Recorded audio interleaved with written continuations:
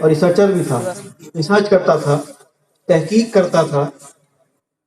تو اس نے تحقیق کیا کہ دنیا کے عظیم المرتبہ شخصیات کی تحقیق کیا جائے کہ دنیا کا سب سے عظیم المرتبہ شخص کون ہے. تو اس نے ایک فہرست بنائی، ایک کتاب لکھی دا 100 نام سے، اور اس کتاب میں اس نے اپنی تحقیق کی، اور اس تحقیق کے بعد اس نے سب سے پہلے اگر کسی کا نام رکھا ہے تو ہمارے نبی کا نام رکھا، محمد مصطفیٰ صلی اللہ تعالیٰ علیہ وسلم کا نام رکھا. بلکہ مائیکل ایچ ہارٹ جو تھا وہ مسلمان نہیں تھا بلکہ عیسائی تھا. اس کو چاہیے تھا کہ حضرت عیسیٰ علیہ السلام کا نام سب سے پہلے رکھتا، لیکن نہیں. اس نے جب ریسرچ کی تو اس کو معلوم ہوا کہ سب سے اچھا اخلاق اگر کسی انسان کا ہے تو وہ ہمارے نبی کا اخلاق ہے. اور اسی اخلاق کو ہمیں اپنانے کا اللہ تبارک و تعالیٰ نے قرآن مقدس میں ارشاد فرمایا ہے کہ اے لوگوں، تمہارے لیے بہترین مثال حضور کی مثال ہے. اور حضور کے اخلاق کی جو مثال ہے وہ 40 سالہ عمر جب ہو گئی اعلان نبوت کے بعد سے نہیں، بلکہ میرے حضور جب اس دنیا میں تشریف آتے ہیں اور تب سے لے کر اس دنیا سے پردہ فرمانے تک میرے حضور کی جو بھی کام انہوں نے انجام دیے ہیں وہ ہمارے لیے ایک اچھی اخلاق کی مثال ہے. اسی اخلاق میں سے کچھ باتیں میں آپ کے سامنے بیان کرنا چاہتا ہوں کہ میرے حضور جب مکہ والوں کی بت پرستی سے مایوس ہو گئے کہ یہ لوگ ایمان نہیں لائیں گے، تو میرے حضور طائف کی طرف سفر کیے. اور جب میرے حضور طائف کی طرف گئے تو وہاں بہت مالدار، بہت رئیس لوگ رہتے تھے، اور وہاں میرے حضور نے دعوت حق دینے کی کوشش کی. وہاں کا تین بھائی تھے، وہاں کے بادشاہ تھے.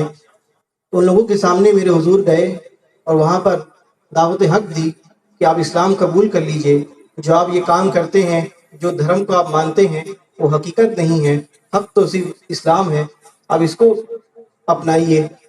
تو ان لوگوں نے انکار کر دیا، اور انکار کرنے کے ساتھ ساتھ جب حضور وہاں سے جانے لگے تو ساتھ ہی ساتھ بدترین لوگوں، شریر لوگوں کو حضور کے پیچھے لگا دیا. اور حضور کو وہ اس قدر پتھر پھینکتے ان کے قدموں پر، اتنا ان کو پریشان کیے. جب حضور تکلیف سے بیٹھ جاتے تو ان 2 گنڈے آ کر ان کو کندھوں سے اٹھاتے اور پھر پتھر پھینکنے لگ جاتے. آپ خود اس بات سے اندازہ لگائیے کتنی تکلیف ہمارے حضور کو ان لوگوں نے دی. پاس ہی میں ایک باغ تھا، وہاں جا کے ہمارے حضور تھوڑا آرام کرتے ہیں. جو صحابہ کرام حضور کے ساتھ ہوتے ہیں وہ کہتے ہیں یا رسول اللہ، یا حبیب اللہ، اب ان لوگوں کے لیے بد دعا کر دیجئے، ان لوگوں نے آپ کو بہت تکلیف دی ہے، بہت پریشان کیا ہے، دیکھیے آپ کے نالین مبارک سے خون بہہ رہا ہے، یا رسول اللہ اب ان لوگوں کے لیے بد دعا کر دیجئے. جب صحابہ کرام نے بار بار اصرار کیا کہ یا رسول اللہ آپ بد دعا کر دیجئے، یا رسول اللہ آپ بد دعا کر دیجئے، تو رسول اللہ نے دعا کے لیے ہاتھ اٹھا دیا. اور صحابہ کرام خوش ہو گئے، چلو بھائی ہم نے تو اتنا کہنے کے بعد حضور نے آخرکار دعا کی، ہاتھ اٹھا لیا ہے. تو لفظ دیکھیں ہمارے حضور نے کیا کہا کہ اے اللہ ہماری قوم کو ہدایت دے، ہماری قوم کو ہدایت دے. حضور نے بلکہ بد دعا نہیں کی، بلکہ ان لوگوں کے لیے دعا کر رہے ہیں کہ اے اللہ ان لوگوں کو ہدایت دے. یہ جانتے نہیں کہ میں کون ہوں، اگر یہ جانتے ہوتے کہ میں اللہ کا نبی ہوں تو میرے ساتھ اس طرح رویہ نہ کرتے. اور صحابہ کرام سے کہا کہ میں ان لوگوں کے لیے بد دعا نہیں کروں گا، بلکہ میں ان لوگوں کے لیے دعا ہی کروں گا. مجھے ان سے نہیں بلکہ ان کی اولادوں سے امید ہے کہ ان کی اولادیں ایمان لے آئیں گے. اور باقاعدہ روایتوں میں یہ چیز بھی موجود ہے کہ باقاعدہ عذاب کے فرشتے بھی آ گئے تھے کہ یا رسول اللہ اگر آپ کہہ دیں تو ان 2 پہاڑوں کو ایک کر دیں گے، اسی میں پس کے رہ جائیں گے. لیکن پھر بھی رسول اللہ نے ان پر عذاب نہیں برپا کیا، بلکہ ان کے لیے دعا کر رہے ہیں. میں اب اس واقعے سے اندازہ لگائیے کہ کس طرح ہمارے حضور کا اخلاق تھا، کتنا عظیم اخلاق تھا. حضور کے پاس طاقت بھی موجود تھی. ایک ہوتا ہے کہ ہم بدلہ لینے کے پاس بدلہ تو ہمارے دل میں بدلے کی آگ تو ضرور موجود ہے، لیکن ہم طاقت نہیں ہے، لڑ نہیں سکتے سامنے والے سے، اس لیے ہم چپ بیٹھے ہیں. نہیں، بلکہ حضور کے پاس تو عذاب کے فرشتے آ گئے تھے باقاعدہ، لیکن پھر بھی حضور نے بدلہ نہ لیا. اب اس سے اندازہ لگائیے کہ کس طرح ہمارا دین ہمیں سکھاتا ہے، کس طرح ہمارے حضور کا یہ اخلاق ہے ایک واقعہ اسی طرح، ایک عورت تھی، اس کا دماغ ٹھیک نہیں تھا، وہ کوئی بھی اس سے بات نہیں کرتا تھا، لوگ جانتے تھے کہ اس کے پاس جانا مطلب اپنا دماغ خراب کرنا ہے۔ تو وہ مسجد نبی کے باہر آ کر حضور کو بلاتی ہے، تو حضور اس کے پاس جاتے ہیں، نہیں حضور سے کہتی ہے کہ یا رسول اللہ مجھ سے آپ سے کچھ بات کرنی ہے، تو کہتے ہیں کہ ٹھیک ہے بتاؤ کیا بات کرنی ہے۔ تو وہ عورت کہتی ہے کہ مجھے یہاں نہیں بلکہ باہر مسجد نبی کے باہر مجھے آپ سے بات کرنی ہے۔ تو حضور باہر چلے آتے ہیں، اسی دھوپ میں گھنٹوں حضور اس کی باتیں سنا کرتے ہیں۔ صحابہ کرام جو ساتھی پاس ہی میں کھڑے ہوتے ہیں انہیں بہت غصہ آتا ہے، بہت جلال آتا ہے کہ یہ عورت ہمارے حضور کو پریشان کر رہی ہے، لیکن وہ ادب میں حضور کو کچھ بولتے نہیں، اس عورت کو کچھ بولتے نہیں۔ جب وہ عورت تھک جاتی ہے اپنی باتیں بیان کر کے چلی جاتی ہے وہاں سے، تو صحابہ کرام اس سے پوچھتے ہیں کہ یا رسول اللہ آپ جس کا دماغ ٹھیک نہیں تھا تو آپ اس کی کیوں بات سن رہے تھے؟ اس میں تو پورے عرب والے اس کی بات نہیں سنتے۔ تو میرے رسول کی اس بات پہ آپ غور کیجئے گا، میرے رسول کہتے ہیں کہ جب کوئی اس کی بات نہیں سنتا، اگر میں بھی نہ سنوں تو پھر انہوں میں اور مجھ میں فرق کیا رہ جائے گا؟ اللہ سبحان اللہ۔ یہی اخلاق ہمارا دین ہمیں سکھاتا ہے۔ آج ہم اور آپ دیکھیں کہ آج ہمیں کوئی گالی دے دے تو ہم اس کی جان لینے کے لیے اتر آتے ہیں، آج ہمیں کوئی آنکھ دکھا دے تو اس کی آنکھ نکالنے کے لیے دل کرتا ہے۔ اور یہ اخلاق، یہ اسلام ہمارا یہ اسلام ہمیں نہیں سکھاتا، ہمارا اسلام تو یہ سکھاتا ہے کہ دوسروں کی مدد کریں۔ حضور کا نام امین تھا، لوگ ان کو امین سے پکارتے تھے، سچا پکارتے تھے۔ کوئی بھی، حضور کے لاکھوں دشمن تھے اس زمانے میں، لیکن کوئی بھی یہ نہیں کہہ سکتا تھا کہ حضور جھوٹے ہیں۔ دشمن بھی یہ مانتے تھے کہ ہمارے حضور سچے ہیں۔ آج ہم اور آپ دیکھیں کہ مسلمان کو کوئی غیر قوم جب مسلمان دیکھ لیتی ہے تو اس کو سائڈ میں کر دیتی ہے، اس پہ شک کی نگاہوں سے دیکھتی ہے۔ کیوں اس طرح ہو رہا ہے؟ ہم اپنا دین چھوڑ کر دنیا کی طلب میں لگ گئے ہیں۔ ایک واقعہ اور بیان کر دوں میں آپ کے سامنے، میرے خیال سے طبرانی میں یہ واقعہ موجود ہے کہ میرے حضور کے پاس 10 درہم تھا۔ حضور بازار جاتے ہیں، بازار سے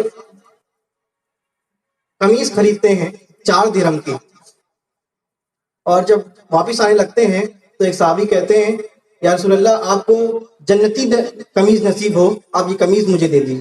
تو وہ رسول اللہ اس قمیض کو اس صحابی کو دے دیتے ہیں۔ پھر وہ رسول اللہ دوبارہ اس دکان پہ جاتے ہیں اور قمیض 4 درہم کی قمیض لے کے آ جاتے ہیں، اور پاس ہی میں دیکھتے ہیں کہ ایک عورت، غلام عورت، پہلے زمانے میں غلام چلتے تھے نا، خریدو غلاموں خریدا جاتا تھا، بیچا جاتا تھا، تو کوئی حیثیت نہیں رکھی جاتی تھی۔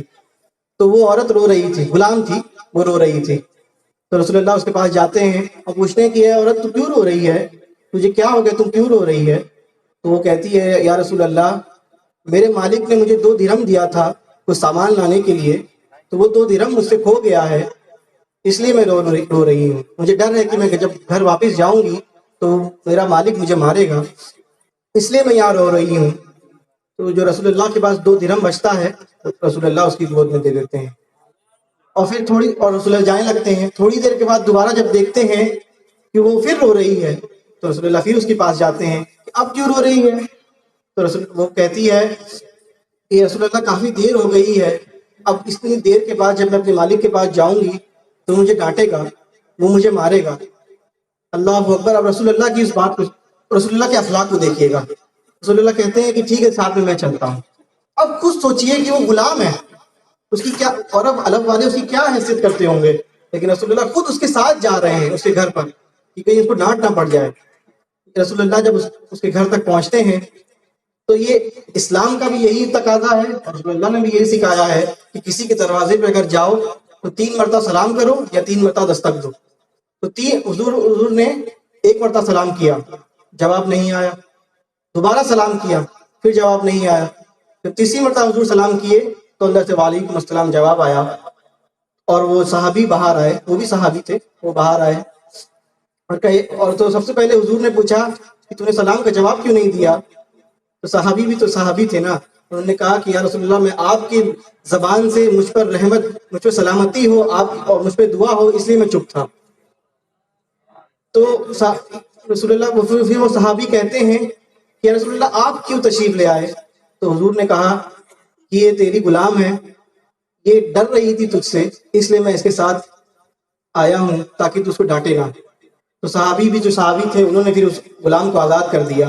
میں واقعہ بہت چھوٹے چھوٹے بیان کر رہا ہوں، اور جس طرح مقرر بیان کرتے ہیں اس طرح بیان بھی نہیں کر پا رہا ہوں، لیکن آپ خود اس واقعے سے اپنے دلوں میں جھانکیے کہ کہاں ہمارا اسلام ہے، کہاں ہمارا دین ہے، کہاں ہمارے حضور کا اخلاق ہے، اور کہاں ہم کھڑے ہیں۔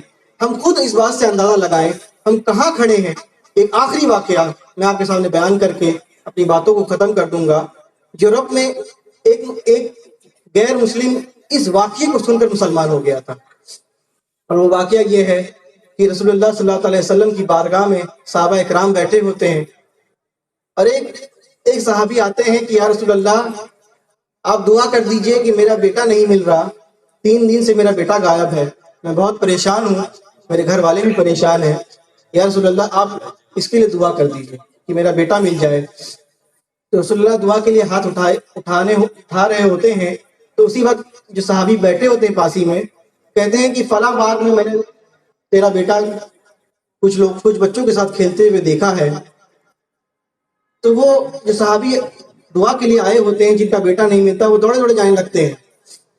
تو رسول اللہ صحابی سے جو پاسی میں صحابی بیٹھے ہوتے ہیں ان سے کہتے ہیں کہ جاؤ ان کو بلا لاؤ۔ تو وہ لے کے آتے ہیں، وہ صحابی آتے ہیں، دونوں سب ساتھ میں آتے ہیں، تو وہ پوچھتے ہیں کہ رسول اللہ آپ نے مجھے کیوں بلایا؟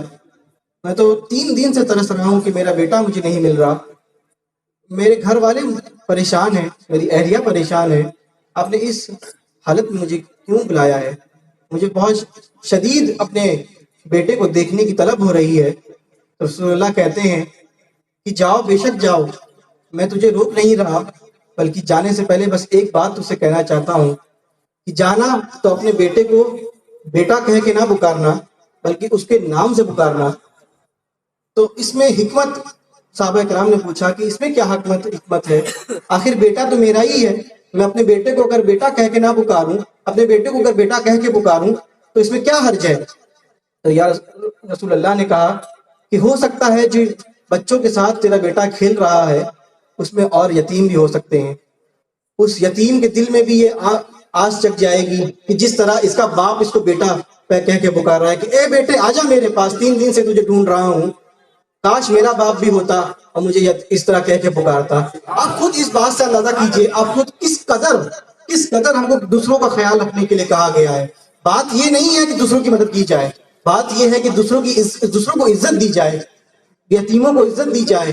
کھانا تو کوئی بھی کھلا سکتا ہے، کھانا گھر میں بچ جائے غریبوں میں دے دیا، یہ بات نہیں ہے۔ ساتھ میں بٹھا کے کھلانا یہ اسلام سکھاتا ہے، ساتھ میں یہ حقیقت ہے اسلام کی۔ آج ہم اور آپ خود دیکھیں کہ کہاں ہمارا دین ہے، کہاں ہمارے حضور کا اخلاق ہے، کہاں ہمارے حضور کس قدر حضور سے محبت کرتے تھے اور کس قدر حضور پہ جان نچھاور کرتے تھے، اور ہم اور آپ صرف اتنا کہتے ہیں کہ ہم رسول اللہ سے سچے عاشق ہیں، حضور کا دامن نہیں چھوڑیں گے، حضور کا دامن ہم پکڑتے ہی نہیں، صرف نام کے ہم ہیں، حقیقت تو ہم کبھی حقیقت کی طرف تو کبھی آتے ہی نہیں۔ حقیقت تو جو میں ابھی آپ کے سامنے کچھ واقعات بیان کیے، حقیقت یہ ہے، اسلام کی حقیقت یہ ہے۔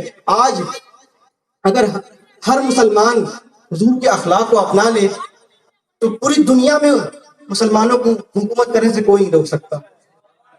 ایک بہت بڑے عالم کہتے ہیں کہ لوگ یہ نہ پوچھیں کہ تم کون ہو، لوگ یہ نہ پوچھیں کہ تم کون ہو، بلکہ تمہاری ورزہ، تمہارے چلنے کا انداز، تمہارے بولنے کا انداز، تمہارے اخلاق سے ہی لوگ یہ بتا دیں کہ غلام مصطفیٰ ہے۔